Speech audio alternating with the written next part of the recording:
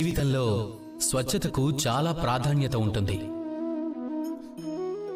ఒకవేళ మిమ్మల్ని మీరు స్వచ్ఛంగా ఉంచుకుంటే మీకు బాగుంటుంది, ఎదుటి వాళ్లకు కూడా చాలా బాగుంటుంది.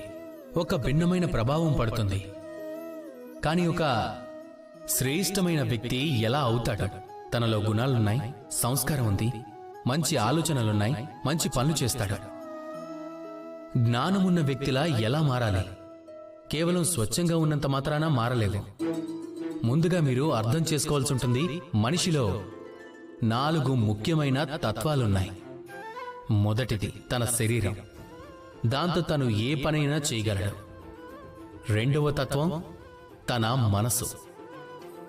దాంతో తను ఏ పనినైనా చేయటం కోసం తనని తాను ప్రేరేపించుకుంటాడు. మూడవ తత్వం తెలివి. మనం ఏ పని చేయాలో, ఏ లక్ష్యాన్ని మనం సాధించాలో, దాన్ని ఎలా చేయాలో, దానికి ఏం మార్గం ఉండొచ్చో, ఇది తెలివి చేసే పని. ఇక 4వ తత్వం ఆత్మ. ఆత్మ అది ఎప్పటికీ అంతం కాలేదు. ఆత్మ అనేది అది అమరం. కానీ దానికి కూడా ఈ శుద్ధీకరణ అవసరం. ఈ 4 తత్వాలను స్వచ్ఛంగా ఉంచుకోండి, వీటిని నిర్మలంగా ఉంచుకోండి, శుద్ధంగా ఉంచుకోండి. మరి ఇదెలా సాధ్యం? మంచి ఆలోచనల వల్ల, జ్ఞానం వల్ల, ఇక అన్నింటికంటే అతి ముఖ్యమైనది ప్రేమ వల్ల. రండి నాతో పాటు ప్రేమగా చెప్పండి, రాధా కృష్ణ.